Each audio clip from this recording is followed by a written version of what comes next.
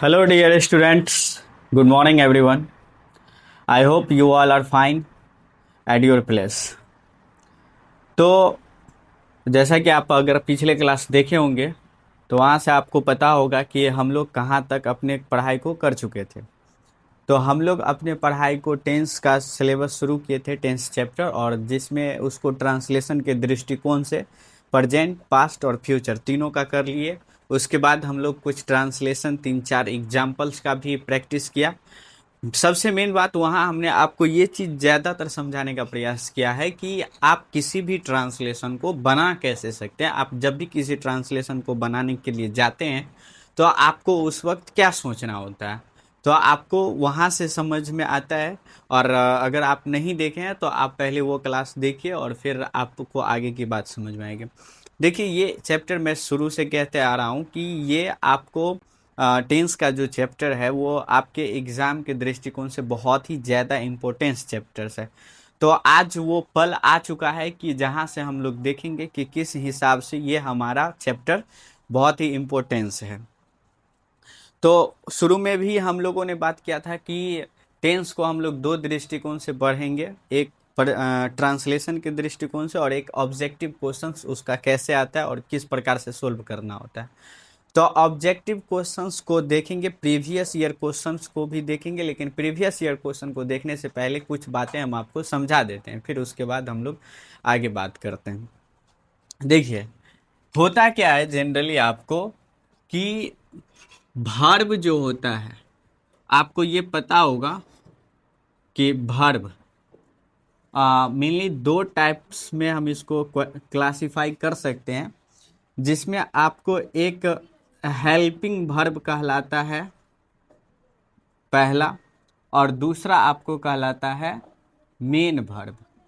क्योंकि यहाँ पे हम लोग वर्ब चैप्टर को नहीं पढ़ रहे हैं तो हम लोग अभी इसके बारे में डिटेल्स में तो नहीं बात कर रहे हैं, परंतु आप छोटी छोटी बातें समझ लीजिए। और आपको ऑलरेडी भी पता होगा कि हेल्पिंग वर्ब का मतलब कि जितने भी आपके पास ये is, are, am, was, were, shall, will, do, does, did, etc है। एटीसी का मतलब ऐसा भी नहीं कि बहुत सारा है, इनफाइनाइट है, ऐसा नहीं है। ये मेनली आपको टोटल 27 है, और जिसको आप देखते हैं, पढ़ते हैं और समझते हैं। और मेन वर्ब क्या होता है, तो मेन वर्ब उसको हम लोग कहते हैं जिसका आप 5 फॉर्म में बनाते हैं। आप जिसका V1, V2, V3, V4 और V5 के फॉर्म में जिसको आप बदलते हैं, that means that is main verb. जिसको आप V1, V2, V3 और V4 के फॉर्म में बदलते हैं वो आपको मेन वर्ब कहलाता है। तो ये सब तो बड़ी बात नहीं है, आप पहले से भी जान चुके हैं। हमने आपको समझाया जब आप टेंस को ट्रांसलेशन के लिए पढ़ रहे थे, जब आप टेंस का स्ट्रक्चर पढ़ रहे थे। और आशा करते हैं आपसे कि आप टेंस का स्ट्रक्चर्स याद कर लिए होंगे, और आपको याद होना चाहिए, बिल्कुल होना चाहिए। अगर आप रिस्पॉन्सिबल विद्यार्थी की तरह पढ़ रहे होंगे और अपने सिलेबस को कंप्लीट करने पे ध्यान दे पा रहे होंगे तो आपने याद कर लिया होगा। तो ये वर्ब होता है दो टाइप्स से, आपने देखा, आपको ऑलरेडी भी पता होगा कि क्या होता है। और मेन वर्ब को समझने का सबसे मेन जो तरीका होता है वो ये होता है कि जिस वर्ड मीनिंग का आप हिंदी करते हैं और जिसके अंत में ना आता है। जैसे आप गो, गो का मतलब आप बोलते हैं जाना, गो, गो का मतलब आप हिंदी में बोलते हैं जाना, तो ये ना आ गया। आप कम, कम का मतलब हिंदी में आप बोलते हैं आना, तो इसमें भी ना है। आप स्पीक, स्पीक का मतलब आप बोलते हैं बोलना। तो आप देख रहे हैं ना कि सबके अंत में ना, ना की लेटर है। तो यहाँ से आप ये समझ सकते हैं कि ये सब मेन वर्ब है, और आप इसका V1, V2, V3 के फॉर्म में बदलते हैं।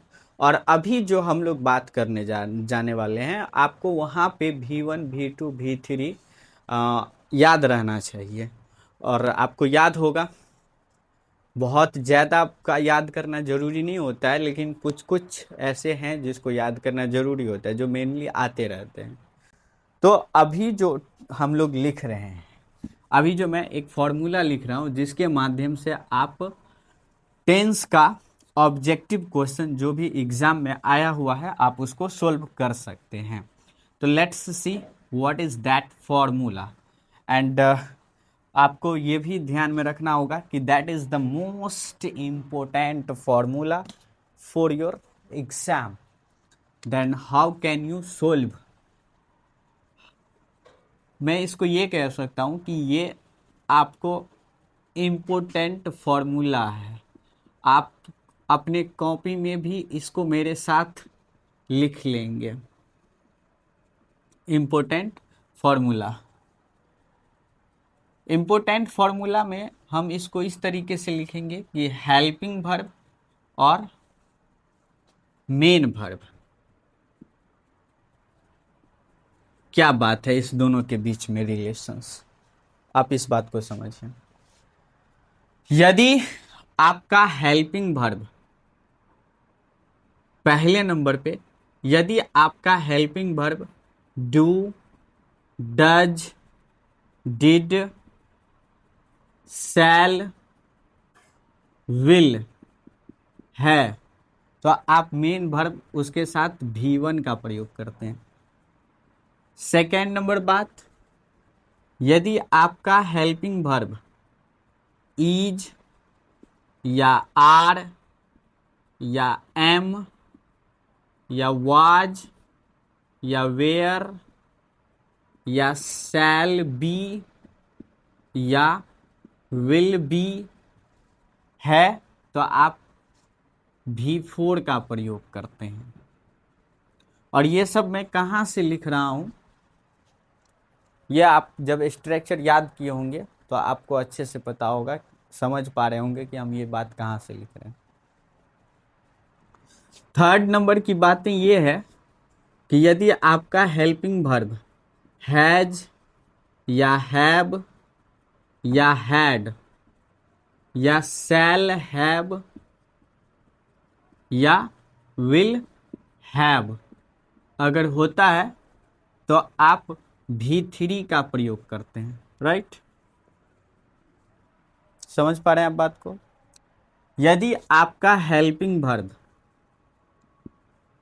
हैज बीन या हैव बीन या हैड बीन या शैल हैव बीन या विल हैव बीन है, तो भी वहां आप मेन वर्ब V4 का प्रयोग कर सकते हैं। कहाँ से लिख रहे हैं ये चीज हम लोग, तो टेंस के स्ट्रक्चर से लिख रहे हैं।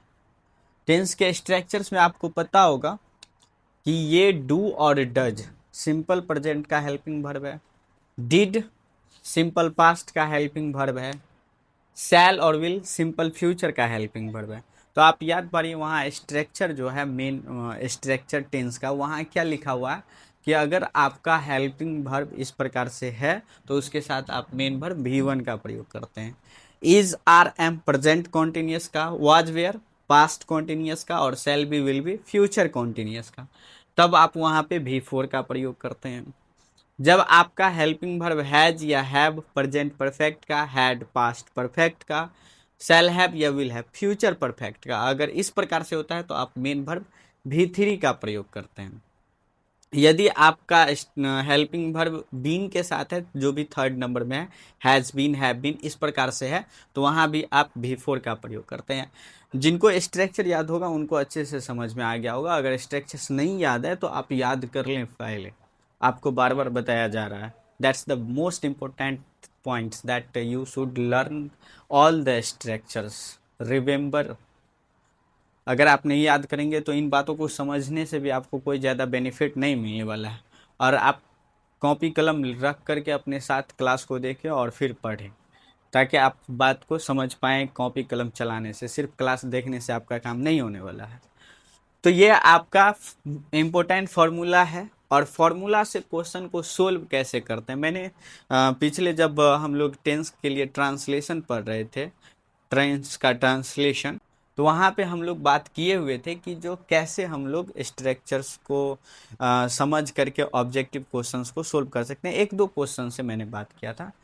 तो अभी हम लोग देखते हैं एक दो क्वेश्चंस, और फिर आप बताइए और सीखिए, समझिए कि कैसे। देखिए, यहाँ पे नीचे में हम क्वेश्चन लिख रहे हैं और ऑप्शन किस प्रकार से आता है आपको, और क्या क्वेश्चन आता है, एग्जाम पैटर्न क्वेश्चन। अभी ये आपका प्रीवियस ईयर क्वेश्चन नहीं है, मैं एक दो क्वेश्चन आपको पहले बता रहा हूँ, just from my side this question. तो ये क्वेश्चन आपको है कि जैसे मैंने कहा कि you are dash to temple, you are dash to temple, और आपके पास ऑप्शन इस प्रकार से है कि गो है, बी में है आपके पास गोज, सी में है आपके पास गोइंग, और डी में है आपके पास गोन। ये चार ऑप्शन है। क्योंकि अब तो ये क्वेश्चन ऑप्शन के रूप में आता है, परंतु आप 2018 से ये क्वेश्चन आपको फिल इन द ब्लैंक्स के रूप में आता था, जहाँ पे ऑप्शंस अवेलेबल नहीं होते थे और फिर बनाना होता। और बहुत ही सौभाग्य की बात है कि अब आपके टाइम पे, अगर आप अब एग्ज़ाम दे रहे हैं, तो आपके टाइम पे ये सारे क्वेश्चंस ऑप्शंस के रूप में आ रहे हैं। और आपको पहले ही जब सिलेबस के बारे में समझाए थे फर्स्ट क्लास में, तो वहाँ पे हमने बताया था कि आपका जितना भी ग्रामेटिकल मैटर है वो सारा का सारा तो ऑब्जेक्टिव के दृष्टिकोण से ही आता है। तो आप वहाँ पे समझ चुके हैं सारी बातें। तो आप इस क्वेश्चंस को अगर देख रहे हैं सही से, क्वेश्चन मैं आपको एक बार पढ़ के बता देता हूँ। क्वेश्चन है आपका कि you are dash to temple. Option A में है आपके पास गो, बी में है गोज, सी में है गोइंग, और डी में है गोन। तो इसका सही आंसर क्या होगा? अगर आप बना पा रहे हैं मेरे सोल्व करने से पहले, तो आप कमेंट के माध्यम से अपना आंसर दे सकते हैं कि आपने क्या सोचा था, ईमानदारी से। देखिए, तो सोचना क्या रहता है, ये जो इम्पोर्टेंट फॉर्मूला है, इसमें ये ध्यान देना रहता है कि अगर आपसे हेल्पिंग वर्ब पूछा जा रहा है, इस साइड वाले में से अगर आपसे हेल्पिंग वर्ब पूछा जा रहा है, तो आपको मेन वर्ब दिया गया होगा।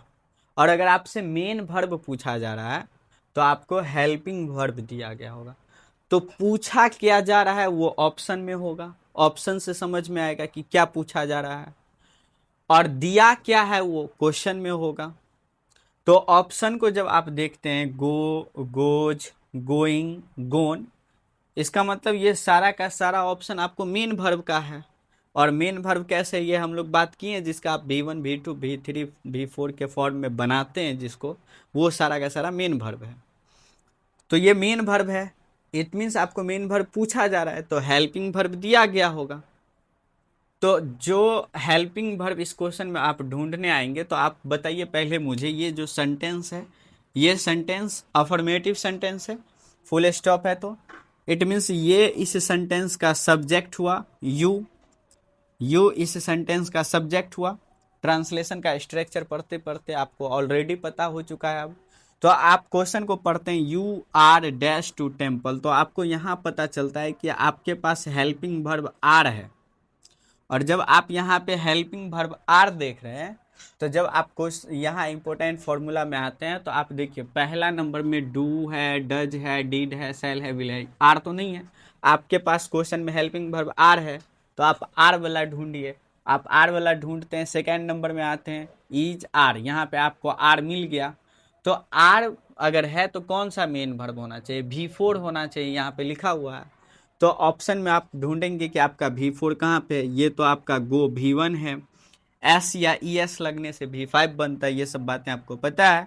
और ऑप्शन नंबर सी में आप देख रहे हैं गोइंग है, जब आप V1 में ING जोड़ देते हैं तो वो V4 बन जाता है। ये तो आप वेरी कॉमन बातें हैं, तो आप पहले से जानते हैं। तो यानी कि ऑप्शन नंबर सी जो है इसका सही जवाब है। आई थिंक आप लोग में से बहुत व्यक्ति इस बात को पहले से भी समझ चुके होंगे कि इसका सही आंसर ऑप्शन नंबर सी है। अगर रियल में आप समझ चुके हैं तो आप अपने कमेंट के माध्यम से हम तक आप अपना बात पहुंचा सकते हैं। ये तो बहुत ही बेसिक लेवल का क्वेश्चन है। आई थिंक बिना इस बात को समझे हुए भी बहुत सारे जो विद्यार्थी हैं जो अपने पढ़ाई को अच्छे ढंग से कर रहे हैं वो इस क्वेश्चन को सोल्व कर सकते थे। ये तो बहुत ही ग्राउंड लेवल का क्वेश्चन है आपका, इससे क्वेश्चन बनने वाला नहीं है। इस तरीके का क्वेश्चन नहीं आता है, क्वेश्चन इससे कुछ एडवांस आता है। मैं वो बताऊंगा, पहले मैं आपको कुछ कुछ इस फॉर्मूले के बारे में एक दो क्वेश्चन के माध्यम से हम आपको समझा देते हैं। तो ये क्वेश्चन नंबर फर्स्ट था। आप ये फॉर्मूला पहले अपने कॉपी में नोट कर लेंगे और याद कर लेंगे, तो ही आपको आगे समझने में मजा आएगा। देखिए, अब आपके पास है कि क्वेश्चन देखिए, आप एक एक और क्वेश्चन मैं लेकर के आता हूँ आपके पास। क्वेश्चन आपके पास है कि अ, खाली स्थान Sita not call him that day. Sita dash dash Sita not call him that day. और ऑप्शन में है आपके पास डू है, बी में है आपके पास हैज, सी में है आपके पास डज, और डी में है आपके पास डिड।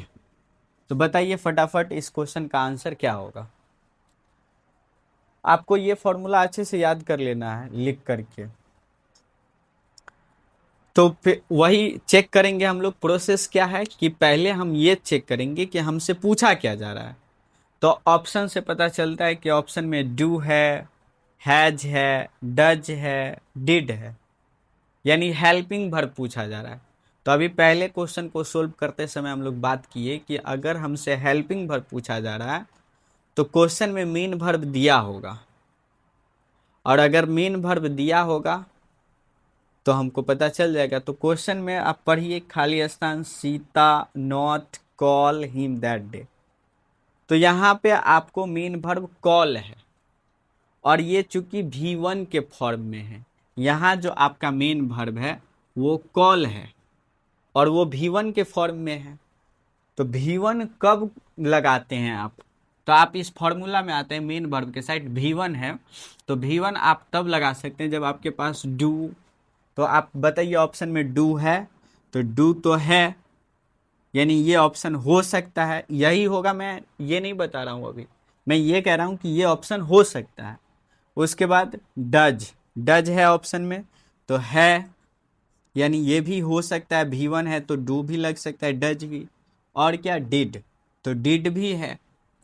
तीन ऑप्शन आपको ऐसा है जो V1 के वजह से हो सकता है इस प्रश्न में। और बी नंबर में जो हैज है ये तो ऑलरेडी कट गया तब, तो एक ऑप्शन तो आपका छट गया। अब आपके पास बचा तीन ऑप्शन। तीन ऑप्शन में एक है डू है, डज है, डिड है। जब आप ऐसे आते हैं और जब आपको पता नहीं चलता है कि फिर क्या लगाएं, तब फिर सेकंड बात ये होता है कि आप चेक करते हैं सब्जेक्ट के साथ हेल्पिंग वर्ब का रिलेशन। क्योंकि आपको आइडिया होना चाहिए इस बातों का कि ऐसा नहीं है कि किसी भी सब्जेक्ट के साथ कोई भी हेल्पिंग वर्ब लग सकता है। सब्जेक्ट के साथ हेल्पिंग वर्ब का जो रिलेशन है वो फिक्स है। तो किसी भी सब्जेक्ट के साथ कोई भी हेल्पिंग वर्ब लग जाएगा ऐसा पॉसिबल नहीं है। तो हम लोग चेक करते हैं। हमारे पास चूंकि इस प्रश्न में सब्जेक्ट के रूप में सीता है, तो सीता तो सिंगुलर सब्जेक्ट है, तो क्या हम डू लगा सकते हैं इसमें, तो डेफिनेटली नॉट। क्यों, क्योंकि सीता सिंगुलर सब्जेक्ट है, जबकि डू जो है वो प्लूरल सब्जेक्ट के लिए प्रयोग किया जाता है। जब प्लूरल सब्जेक्ट होता है वहां हम लोग डू का प्रयोग करते हैं। तो डू यानी कि प्लूरल हेल्पिंग वर्ब है, तो डू नहीं लगा सकते हैं। तो अब हमारा एक और ऑप्शन कैंसिल हो गया। हमने क्या बताया आपको कि पहला पॉइंट आपको ये है कि आपको हेल्पिंग वर्ब और मेन वर्ब का रिलेशन देखना है। अगर वहाँ से ऑप्शन क्लियर नहीं हो, कोई एक ऑप्शन सही ऑप्शन नहीं मिल पाए, जैसे कि पहले क्वेश्चन में वहाँ से क्लियर हो चुका था, एक ऑप्शन डायरेक्ट मिल चुका था, यहाँ पे तीन ऑप्शन पे बात फंस गया। तो उसके बाद सेकंड पोजीशन पे आप चेक करते हैं सेकंड पॉइंट कि उसमें हेल्पिंग वर्ब और मेन सब्जेक्ट का जो रिलेशन है वो उससे हम ऑप्शन को छांटने का पता करेंगे। तो डू तो नहीं लग सकता है। उसके बाद डज, तो डज तो सिंगुलर में लगता है, लगा सकते हैं, डज लग सकता है। और डिड, तो डिड लग सकता है कि नहीं लग सकता, ये आप मुझे बताइए कि जब आप सिंपल पास्ट में हेल्पिंग वर्ब को जानते हैं, सिंपल पास्ट का जो हेल्पिंग वर्ब, तो डिड एक ऐसा हेल्पिंग वर्ब है कि जो किसी भी सब्जेक्ट के साथ लग सकता है।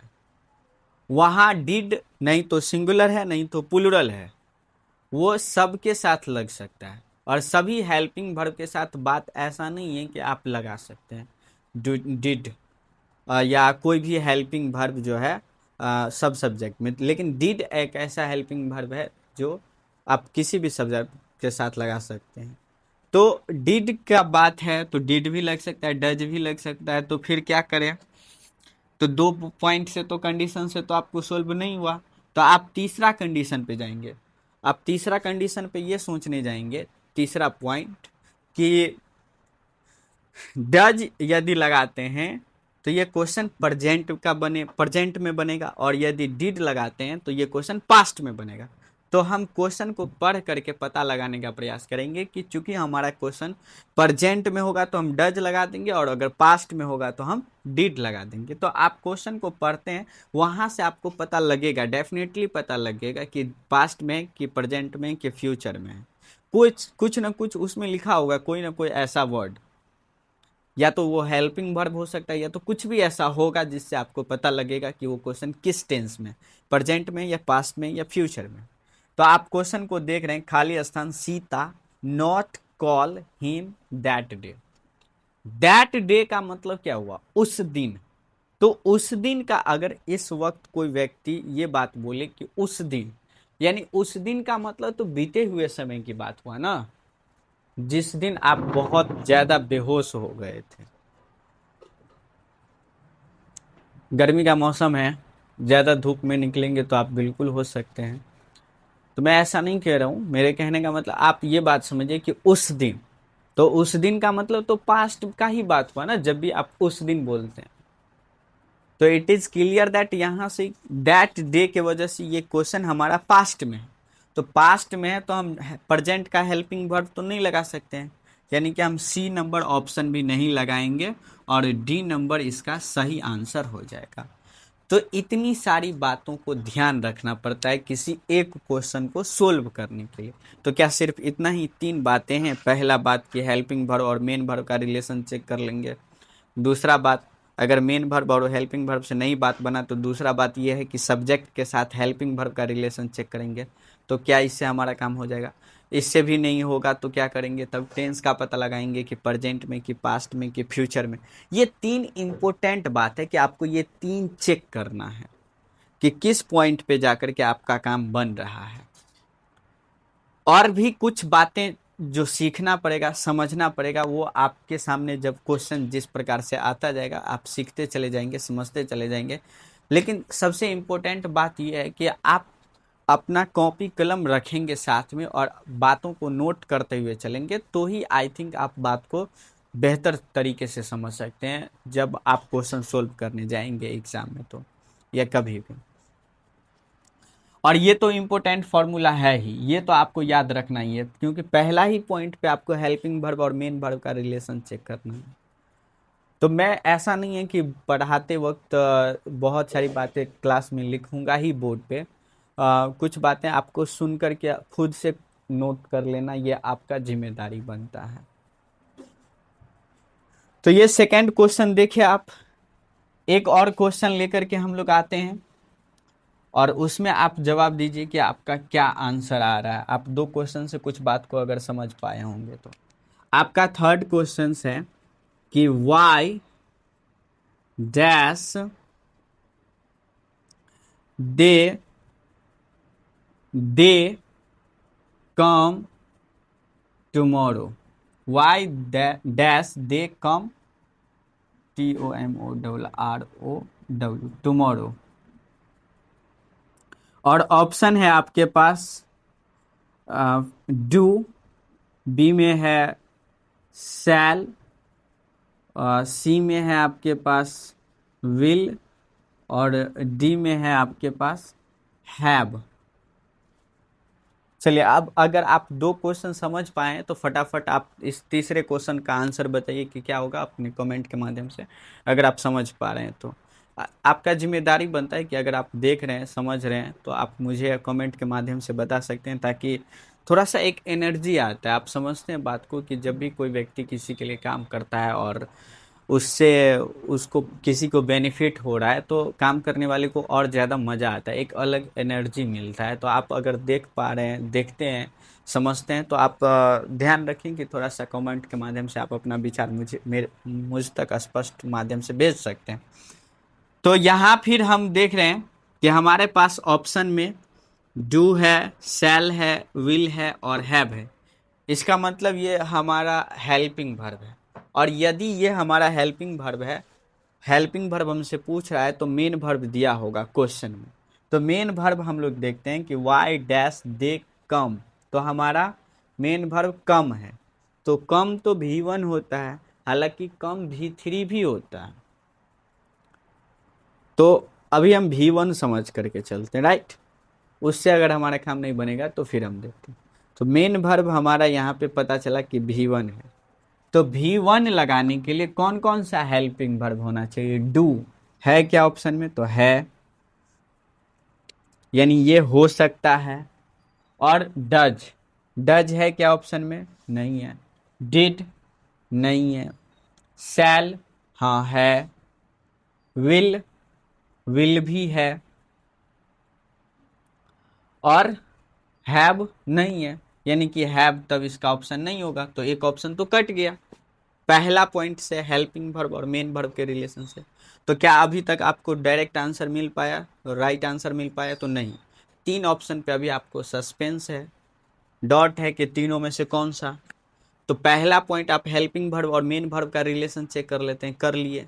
सेकेंड पॉइंट हमने क्या बताया आपको कि जब आपको नहीं मिले आंसर, तो आप सब्जेक्ट के साथ हेल्पिंग वर्ब का तालमेल देखेंगे कि किस सब्जेक्ट के साथ कौन सा हेल्पिंग वर्ब लग सकता है या नहीं लग सकता है। तो आपका इस क्वेश्चन में जो सब्जेक्ट है वो दे है, तो दे के साथ डू लगा सकते हैं या नहीं लगा सकते हैं? तो लगा सकते हैं। और क्यों लगा सकते हैं? क्योंकि दे प्लूरल सब्जेक्ट है, और प्लूरल सब्जेक्ट में प्लूरल वर्ब लग सकता है, तो दे में डू लगा सकते हैं। और आपको ये नहीं पता है कि कौन से सब्जेक्ट के साथ कौन सा हेल्पिंग वर्ब लगा सकते हैं, नहीं लगा सकते हैं, तो आप टेंस का जो स्ट्रक्चर हम लोग जिस क्लास में पढ़े, आप उस क्लास को पूरे देखिए, तो फिर आपको समझ में आ जाएगा कि हम कैसे समझ पाएंगे। याद करने वाला चीज़ नहीं है, समझने वाला चीज़ है, जो कि हमने वहाँ पे समझाया है। तो दे के साथ डू लग सकता है, यानी ये भी अभी हो सकता है। दे के साथ शैल, तो नहीं, दे के साथ शैल नहीं लग सकता है जनरल वे में।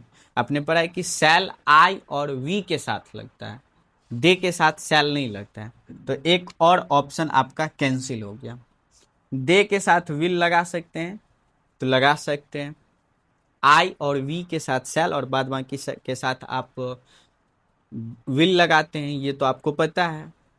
तो विल लगा सकते हैं, यानी अभी भी 2 ऑप्शन पे डॉट है, या तो डू या तो विल। तो फिर तीसरा पॉइंट क्या सर्च करते हैं हम लोग? तो तीसरा पॉइंट कि क्वेश्चन हमारा किस टेंस में, इस बात को सर्च करते हैं। तो क्वेश्चन आपका किस में है, ये क्वेश्चन को पढ़ने से पता चलेगा। तो वाई डैश दे कम टुमारो, तो यहाँ आप देख रहे हैं कि क्वेश्चन में लिखा हुआ है टुमारो। तो टुमारो का मतलब तो होता है आने वाला कल। तो आने वाला कल, इट मीन्स फ्यूचर का बात हो रहा है। तो फ्यूचर का बात हो रहा है, तो हम डू का प्रयोग कैसे करेंगे? क्योंकि डू तो प्रेजेंट में होता है, फ्यूचर का बनाने के लिए तो शैल या विल का प्रयोग करते हैं, यानी इसका सही आंसर आपको विल होगा। आपको ऐसा नहीं महसूस होना चाहिए कि ओ इसी टाइप से, इस टाइप का तो बहुत ही आसान क्वेश्चन है, मैं तो बहुत ही ईमानदारी से सही सही बना लूँगा। नहीं, ये बहुत ही बेसिक लेवल क्वेश्चन है टेंस का, इसी फॉर्म में, ऑब्जेक्टिव के फॉर्म में, जहाँ आपके पास ऑप्शन अवेलेबल है। वहाँ पर आप जब प्रीवियस ईयर क्वेश्चन देखेंगे, तो वहाँ से आपको पता चलेगा। आई थिंक जो भी विद्यार्थी क्लास देख रहे हैं, उन्होंने ये फॉर्म लिख लिया होगा, ये फॉर्मूला लिख लिए होंगे। नहीं लिखे हैं तो आप स्क्रीनशॉट ले लीजिए और इसको अपने कॉपी में नोट कर लीजिएगा, और नोट ही नहीं करिएगा बल्कि याद भी कर लीजिएगा। अब हम लोग चलते हैं कि हम लोग कुछ प्रीवियस ईयर क्वेश्चन को देखते हैं कि कैसे क्वेश्चंस आता है। तो प्रीवियस ईयर क्वेश्चन पढ़ना बहुत ही इम्पोर्टेंट है, और कितना इम्पोर्टेंट है अगर आपको नहीं पता है तो आप अपने करीबी किसी आदमी से, जिनको पता है, जिन पे आपको विश्वास है, आप उनसे पूछ सकते हैं कि is it important to analyse the previous year question or not. I am sure that they will reply you it is most important to analyse the previous year question. तो प्रीवियस ईयर क्वेश्चन हम लोग अब देखते हैं tense का। कौन ईस्वी से? तो 2011 से, 2011 से, और अभी चल रहा है 2026, और 2026 का एग्ज़ाम हो चुका है। तो हम लोग 2011 से लेकर के 2026 तक का क्वेश्चन देखेंगे। आप समझ पा रहे हैं ना, 15 साल का। और आई थिंक अगर आप 15 साल का लगातार क्वेश्चन देख लेंगे तो आपको बहुत ही ज़्यादा बेनिफिट मिलने वाला है। और अगर आपका दिल करे कि हम लिखते भी चलें तो आप लिखते भी चलिएगा। तो चलिए सबसे पहले हम लोग 2011 का देखते हैं क्वेश्चन, और देखिए कि किस हिसाब से आता था। यानी हमारा पॉइंट है P Y Qs of tense question, P Y Qs of tense, यानी प्रीवियस ईयर टेंस का 2011 का। पहला क्वेश्चन है आपको कि सी डैश, ब्रैकेट में है आपके पास MEET, met me long ago, me long ago, C dash meet me long ago. ये क्वेश्चन है आपका प्रीवियस ईयर 2011 का। बताइए क्या, मैंने आपको बताया ना कि पहले क्वेश्चन आपको फिल इन द ब्लैंक्स के रूप में आता था, और फिल इन द ब्लैंक्स के रूप में आता था तो इस प्रकार से आता था। अभी हम आपको ऑप्शन दे रहे थे ABCD करके। बताइए क्या होगा इसका आंसर, खाली स्थान में आप क्या भरेंगे। और ये भी बताते आपको कि 2011 से लेकर के 2017 तक मात्र तीन तीन क्वेश्चन करके ही इसका है टेंस का, फिर 2018 से ज़्यादा संख्या में है। तो देखिए यहाँ ब्रैकेट में जो लिखा हुआ है मीट, मीट मतलब मिलना, MEET मीट। आपका जो नॉन वेजिटेरियन है वो आप मीट सुन करके कुछ और मत सोच लेना, नॉन वेजिटेरियन वाले सोच सकते हैं। तो यहाँ मीट मतलब मिलना, और वो उसका स्पेलिंग अलग होता है। तो यानी मीट जो है सो वर्ब है, V1 है। तो यहाँ पे ये सेम टू सेम भराएगा इस क्वेश्चन में कि कुछ और भराएगा, इसका सेकेंड फॉर्म भराएगा कि इसका थर्ड फॉर्म भराएगा। फोर्थ और फाइव तो आप बना लेते हैं, सेकेंड और थर्ड आपको याद करना पड़ेगा, फर्स्ट सेकेंड और थर्ड। आशा करते हैं कि सभी विद्यार्थी को याद होगा कि इसका सेकेंड क्या होता है, थर्ड क्या होता है। अगर आपको नहीं याद है V1 V2 और V3, तो आप पहले अपने ट्रांसलेशन, जो आपके पास किताब है डेफिनेटली होगा ही, ऑक्सफोर्ड जूनियर इंग्लिश ट्रांसलेशन का, आप वहाँ जाइए और उसके पीछे वाले हिस्से में जहाँ पे लिखा हुआ रहता है बहुत सारा word meaning V1 V2 V3 के फॉर्म में, वहाँ से आप सेलेक्ट करिए इम्पोर्टेंट। और इम्पोर्टेंट कौन सा है, वहाँ तो बहुत सारा है, तो इम्पोर्टेंट कौन सा है जो कोई क्वेश्चन के माध्यम से आपको डे बाय डे पता चलता चला जाएगा। तो यहाँ पे मीट का क्या भरेंगे हम, सेकेंड या फर्स्ट या थर्ड।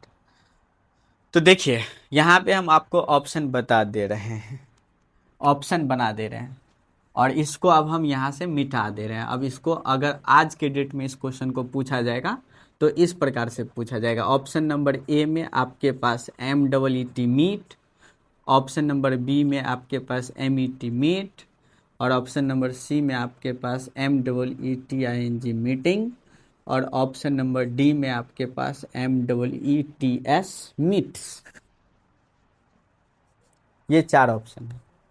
तो ये जो मीट हुआ ये तो V1 हुआ, यहाँ मेट जो है ये V2 है और ये V3 भी इसका यही होगा। और मीटिंग ING लगा है तो आप बेसिकली अच्छे से समझ गए होंगे कि ये V4 है और ये V5 है। तो क्या लगाएं, तो अभी हम लोग बात किए थे पहला पॉइंट, की पॉइंट्स जो ऑब्जेक्टिव क्वेश्चन को सोल्व करने का, कि हम पहले चेक करेंगे कि हमसे पूछा क्या जा रहा है।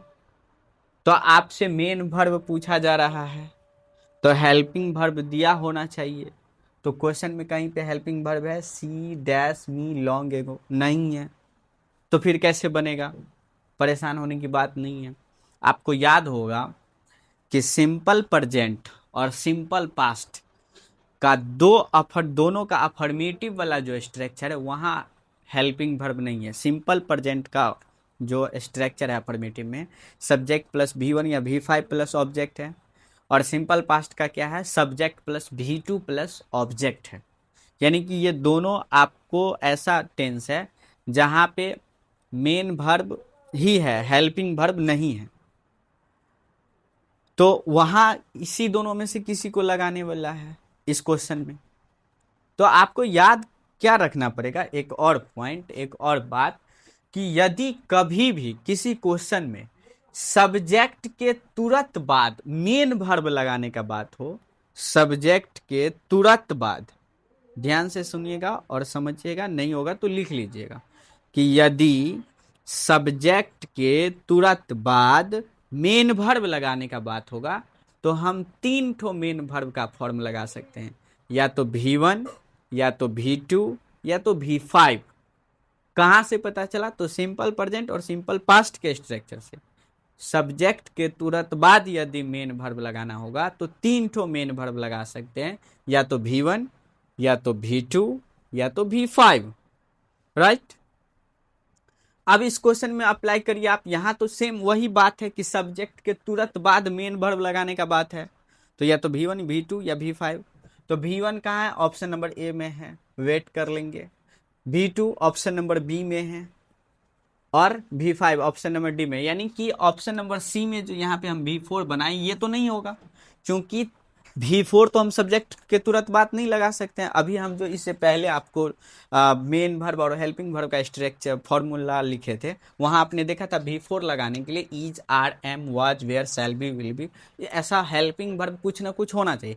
V3 और V4 लगाने के लिए आपको हेल्पिंग वर्ब कुछ ना कुछ होना चाहिए, यहाँ अवेलेबल नहीं है। तो ये तो ऑप्शन कैंसिल हो गया। अब 3 ऑप्शन बचा कि V1 लगाएं, कि V2 लगाएं, कि V5। तो हमने क्या बताया आपको कि आप फिर सब्जेक्ट के साथ रिलेशन देख लो। सब्जेक्ट आपका क्या है यहाँ पे सी, तो सी सिंगुलर है या प्लूरल है, तो सी तो सिंगुलर सब्जेक्ट है। तो सिंगुलर सब्जेक्ट में आप V1 का प्रयोग करते हैं क्या, तो नहीं। क्यों नहीं करते हैं, क्योंकि V1 जो होता है वो प्लूरल फॉर्म में होता है। तो सिंगुलर सब्जेक्ट के साथ तो प्लूरल वर्ब का प्रयोग नहीं कर सकते हैं, तो नहीं कर सकते हैं, यानी कि यहाँ पे V1 हम नहीं लगा सकते हैं। ऑप्शन नंबर ए भी हमारा कैंसिल हो गया। क्यों कैंसिल हो गया, क्योंकि यहाँ पे हम सी सिंगुलर सब्जेक्ट है और सिंगुलर सब्जेक्ट में सिंगुलर वर्ब ही लगाएंगे। ये सब्जेक्ट वर्ब एग्रीमेंट का नियम है, जो कि ग्रामर का एक चैप्टर है। वहाँ से आप समझते हैं कि अगर सब्जेक्ट सिंगुलर है तो वर्ब भी सिंगुलर, और सब्जेक्ट प्लूरल है तो वर्ब भी प्लूरल होना चाहिए। और वैसे भी आप एक अकेले हैं तो एक ही प्लेट खाना लगेगा, 2 प्लेट नहीं लगेगा, एक आदमी को 1 प्लेट।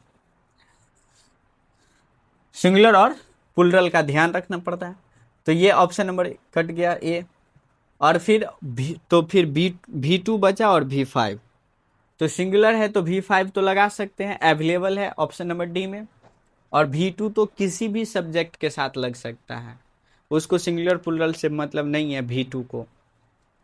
यानी कि ऑप्शन नंबर बी में जो है V2 आप उसको भी लगा सकते हैं। यहाँ पे हम V3 अब मिटा दे रहे हैं, क्योंकि यहाँ पे ये V2 के लिए ही ऑप्शन के रूप में है, V3 के लिए नहीं है, जबकि मीट का V3 भी यही होगा। तो ऑप्शन नंबर बी लगाएं कि ऑप्शन नंबर डी। अब यहाँ पे बात यही हो गया, आ गया कि फिर आप क्वेश्चन चेक करना पड़ेगा आपको कि V2 लगाएंगे तो पास्ट में, और V5 लगाएंगे तो प्रेजेंट में। तो दोनों में से कोई लगा देंगे, ये आपके मन पे डिपेंड नहीं करता है। आप क्वेश्चन देखिए कि प्रेजेंट में कि पास्ट में। तो क्वेश्चन को पढ़िए, सी डैश मी लॉन्ग एगो। यहाँ जो ये एक वर्ड लिखा हुआ है लॉन्ग एगो, तो लॉन्ग एगो का मतलब क्या, बहुत पहले। एगो मतलब पहले, और लॉन्ग एगो का मतलब बहुत पहले। तो बहुत पहले का मतलब ये तो पास्ट में चला गया, तो पास्ट में चला गया इसका मतलब V2 का प्रयोग करेंगे, V5 का नहीं करेंगे। तो इसका सही आंसर ऑप्शन नंबर बी है, ऑप्शन नंबर डी नहीं होगा। अभी तो हम इस क्वेश्चन का ऑप्शन के रूप में लिख दिए थे, जबकि पहले ये ऐसे नहीं आता था। आई थिंक आप समझ पा रहे होंगे बात को कि कैसे मैंने सोल्व किया। चलिए अब 2011 का दूसरा नंबर क्वेश्चन देखते हैं। और 2011 का जो आपका क्वेश्चन नंबर दूसरा है वो है ही डैश WRITE राइट नाउ। फिर से वही है। अब आप इसका V2 V3 V4 V5 अपने मन में सोचेंगे। यहाँ पे ऑप्शन नहीं हम लिखेंगे, क्योंकि नहीं लिखा हुआ था उस वक्त भी। हम आपको एक नंबर क्वेश्चन में लिख दिए ताकि समझाना था कि कैसे इसको सोचना है और कैसे इसको बनाना है। अब आप समझ गए हैं, तो आप बताइए कि राइट का क्या लगेगा यहाँ पे। इसका ये राइट तो V1 है, राइट मतलब लिखना। तो इसका V2 लगेगा कि V3 लगेगा कि V1 ही लगेगा कि V4 लगेगा कि V5 लगेगा। सोच के बताइए फटाफट, कमेंट के माध्यम से आप अपना आंसर क्या समझ पा रहे हैं। आप इस क्वेश्चन में भी देख रहे हैं कि सब्जेक्ट के तुरंत बाद मेन वर्ब लगाने की बात यहां भी हो रही है। तो सब्जेक्ट के तुरंत बाद मेन वर्ब लगाने की बात है, तो बाबू तीन गो ही फॉर मेन वर्ब है, वो V1 है, V2 है और V5 है। याद आया? कहाँ से? सिंपल प्रेजेंट और सिंपल पास्ट के स्ट्रक्चर से पता चलता है।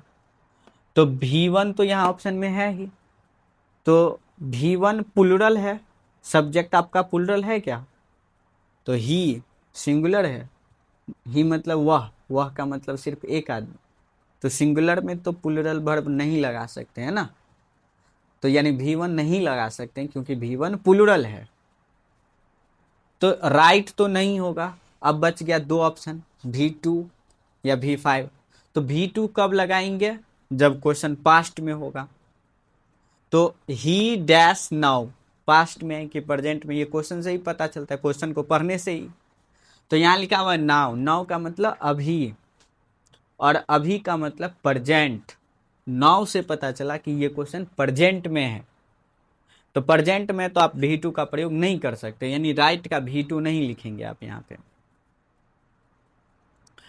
अब आप बात करेंगे प्रेजेंट में है तो V1 या V5, तो V1 तो नहीं लगा सकते हैं, तो यानी क्लियर हो गया कि यहाँ पे V5 लगेगा।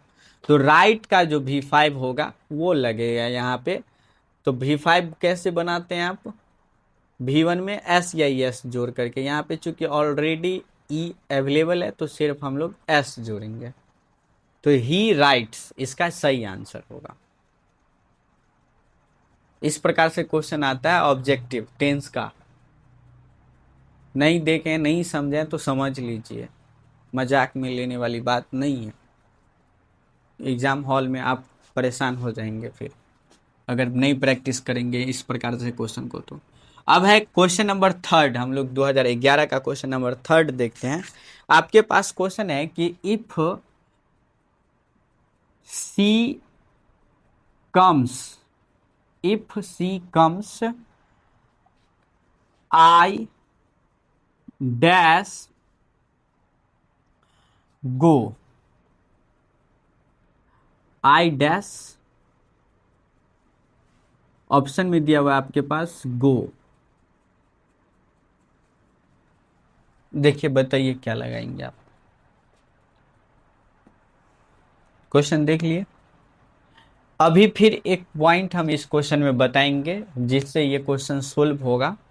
जो भी पॉइंट हम बता रहे हैं, इंपॉर्टेंट पॉइंट जो बोर्ड पे नहीं लिख रहे हैं, जो सिर्फ सुन करके समझने वाला है, आप उसको लिख लीजिएगा अपने कॉपी में, नोट कर लीजिएगा सुन करके। देखिए ये जो क्वेश्चन है ये दो भागों में है, इसमें दो सेंटेंस है।